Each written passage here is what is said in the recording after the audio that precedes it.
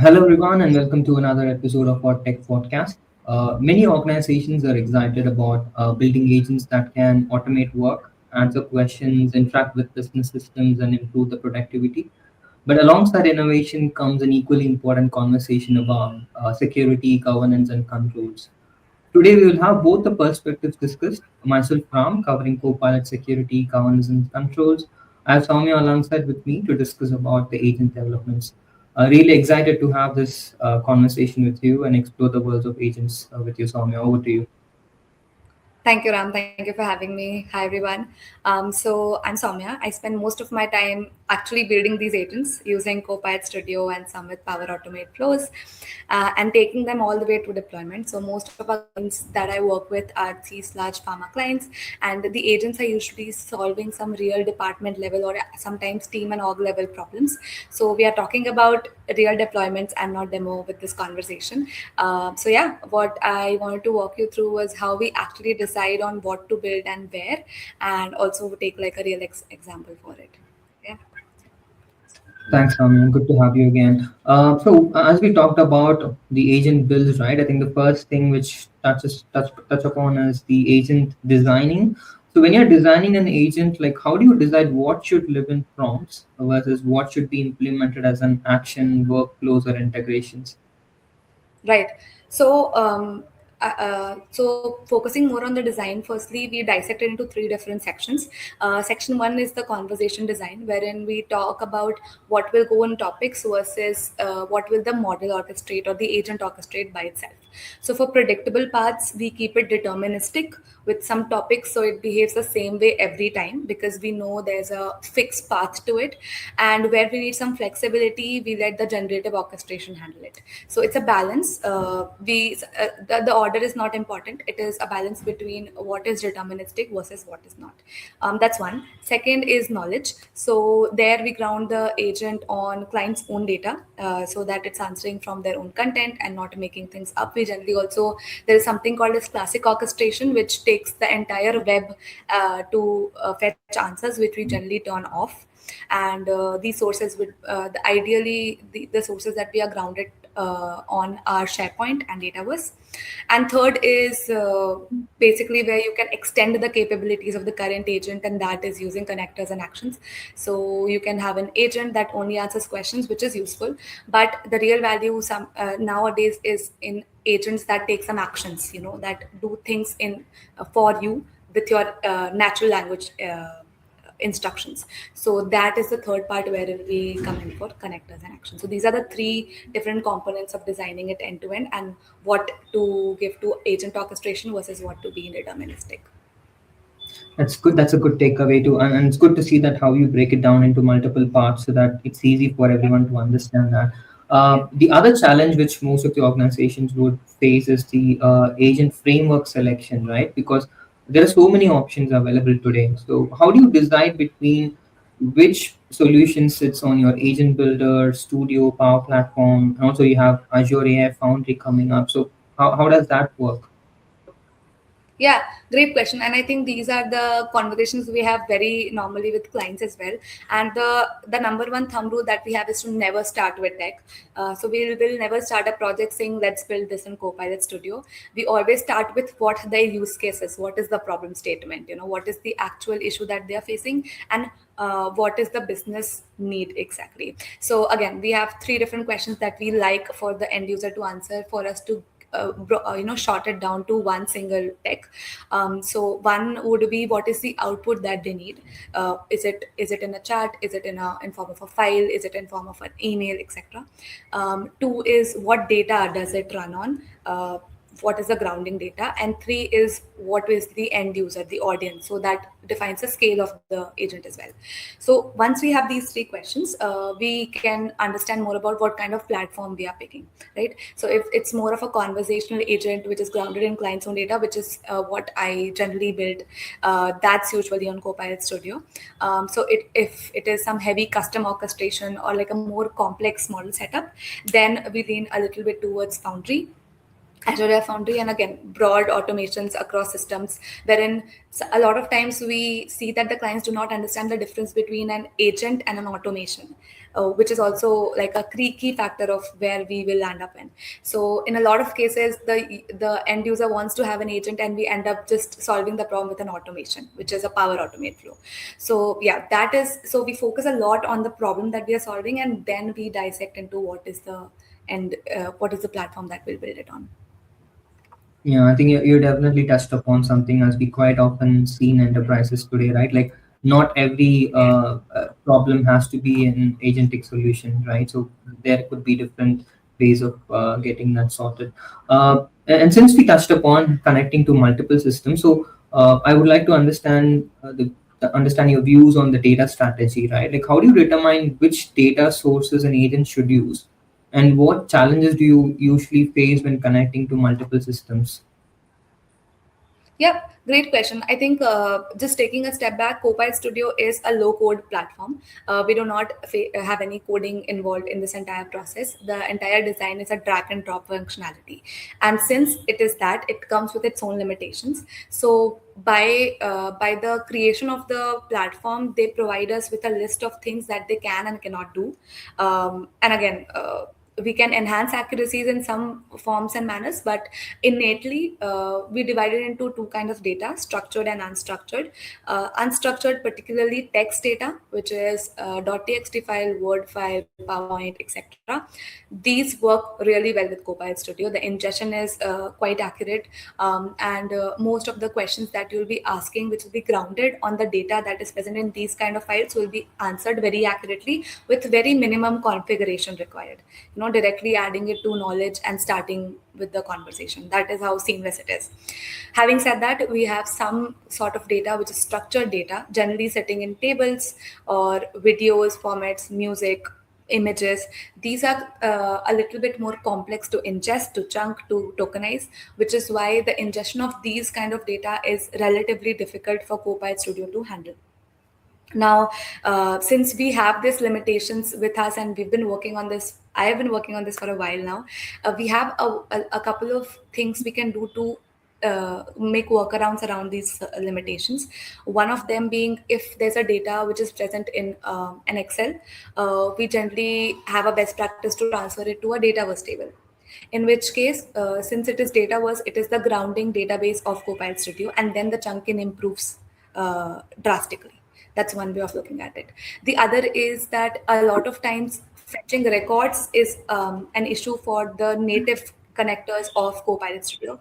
So we use this action called AI Builder action, which gives us much more control into how we are chunking, how we are embedding. We can customize the model, we can customize the temperature, we can define the output types as well. We can get the output in JSON formats. The point is that the limitations are there, and since we've been working on this for a while, we are able to get around with it with what we already have and what Copilot Studio does well with. So yeah, that's how the distinction goes. So we have some strong points of Studio wherein with very less customization, somebody who knows nothing about coding can also start building agents. But then there are some limitations wherein fetching records might be an issue, or sometimes sitting data as on structured data is a problem, which we can do a workaround. So those are the limitations.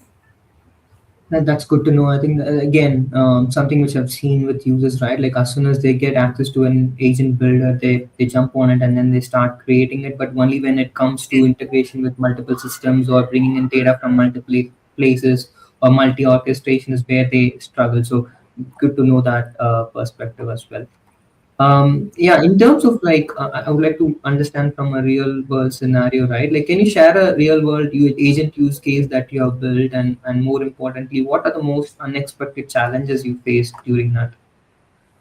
Yeah, great question. I think we've been deploying agents like quite a lot since the past 3 years now. But one use case that keeps coming back from us from different organizations, and when I say organization, these are these huge multi, people agencies and organizations that work with us. So this one recurring agent that is required is an IT agent. And why this becomes very essential is that anybody who's working in a firm so big, generally the accessibility to documents directly, it becomes a little bit difficult. Also, all the documents are not sitting in a single database. So integration of data from different sources, putting it together in a single place also becomes an issue. Which is why very simple queries that an end user or a organization person wants to know, they would have to go to the customer, the IT for uh, asking those questions, which are already there documented. Just because of accessibility they can't. So this is a problem statement that we generally see a lot of organizations follow. And to counter this, we created this agent, and there was a lot of pre-processing required before we even got to creating the agent. The very important part was one, sanitization of the data that is already there. A lot of times the repetitive data is there, which is not required. A lot of times the information is different because there was an old version and a new version. So firstly, understanding and sanitizing the data, two, bringing it all together into a single SharePoint, into a single OneDrive, into a single location, just to put together. That is two. And then we start creating the agent, which was the 90 bot. And we created that, and it's a super conversational bot which can answer questions like how many leaves have I left, or what is the maternity leave policy here, or what is the work from home policy in this organization. These are some questions that are very well documented but not accessible earlier, are now accessible. And since this bot is sitting on your Teams, so as an end user who works in an organization, I use Teams on like all the time. So it's a very highly adopted bot as well, which is why I talk about this use case a lot in conversations as well. But yeah, this is one of the most high impact one that we created. Yeah, completely agree. I think that's a common challenge many organizations face today, right? Because you have knowledge sources in multiple places, and it's very difficult as an end user to consume it because there's no one place where I can go and pull all these details, and that's where these agents would help you to pull those informations and bring it into one place. And I really, I mean, appreciate the way that you wanted to have it within teams because that's a place where everyone used to be there throughout the day. So if you have an Right. agent scoped in there within your teams left right, it's easy for someone just click on it and then get all the information about.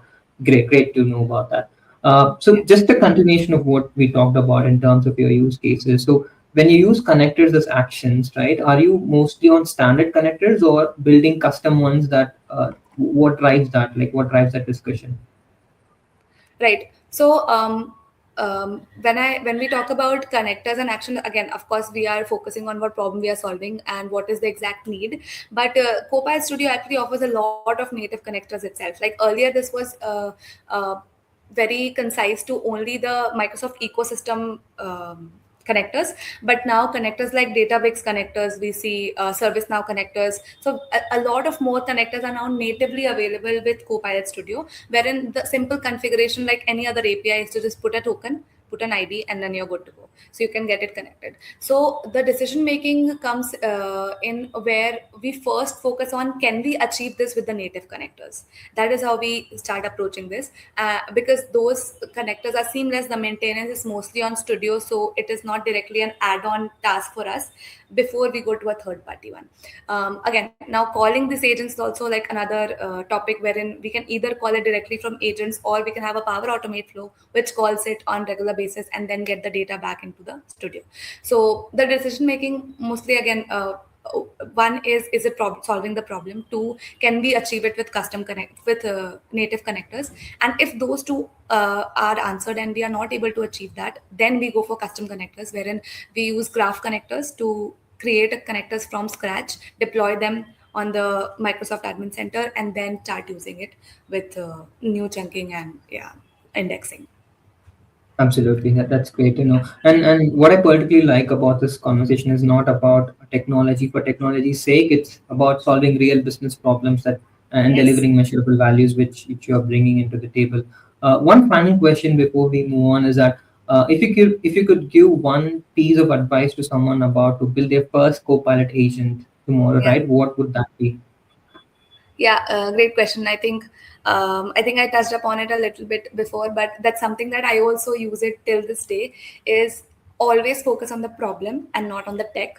I think if you are very clear about what problem you are solving and what is the solution going to look like, then the bridge between that is the selection, which is secondary. So if anybody is building an agent today, be it with Copilot Studio or any other platforms, just focus on what you are trying to solve.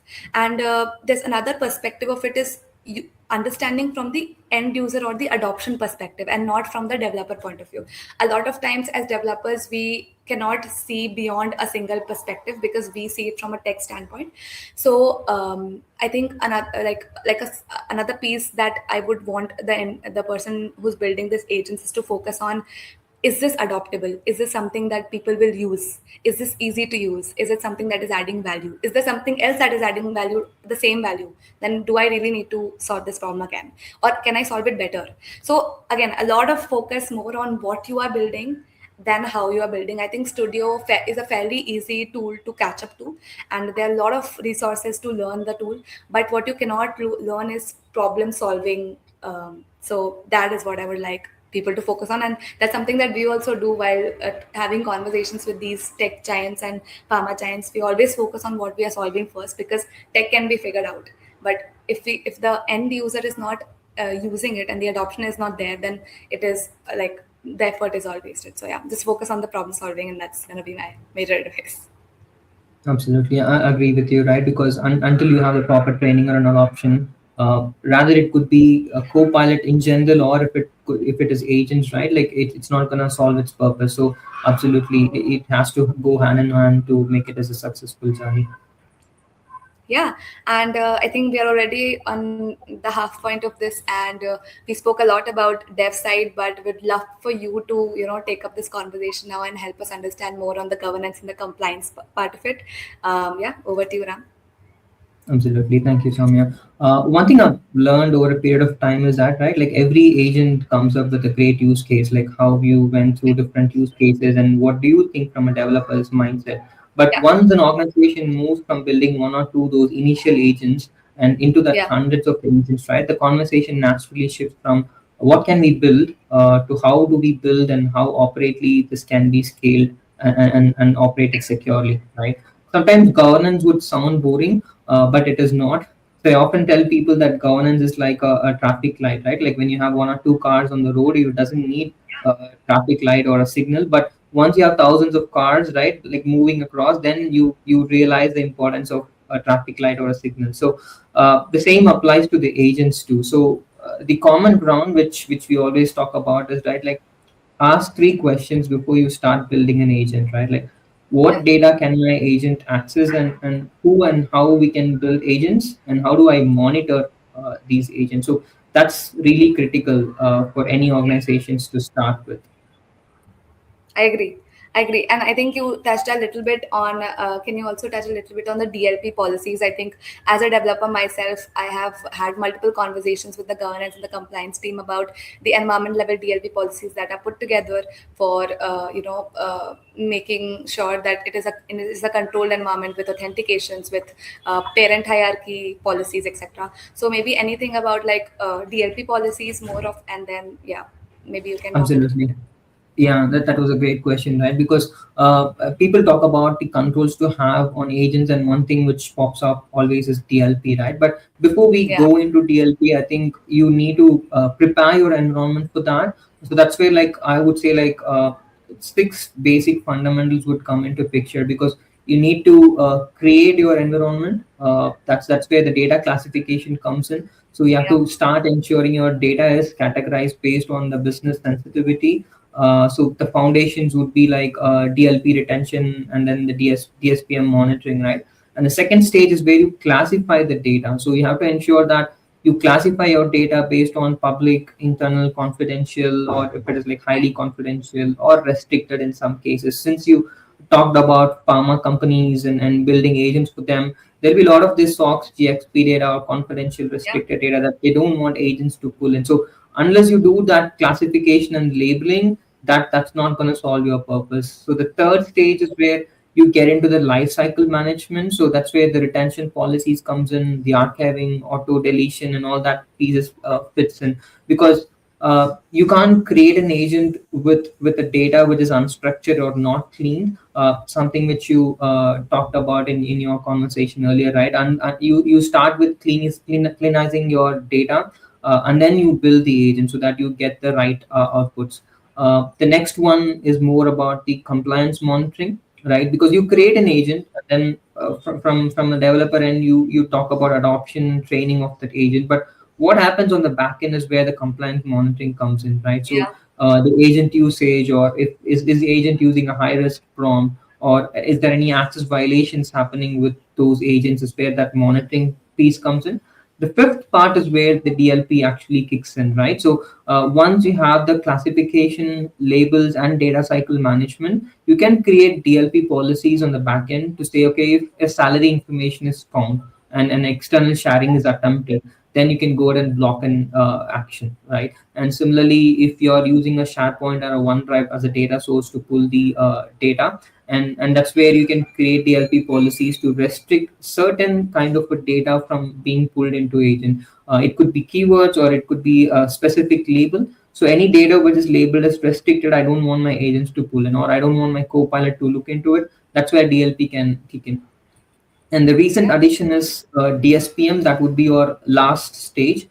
This is more about discovering where sensitive data exists, right? So, as an organization or as the insider threat administrator in your team, in your organization, you can put in your keywords saying that, okay, these are my top 50 keywords. And whenever something happens within agents using those keywords, I want an alert to be triggered, right? It could be like someone is looking for a salary information of some other person, or some personal information, or a PII is being derived from an agent, right? So those kind of Yeah. situations can be dealt properly with DSPM. So I think that's how the entire life cycle would look like.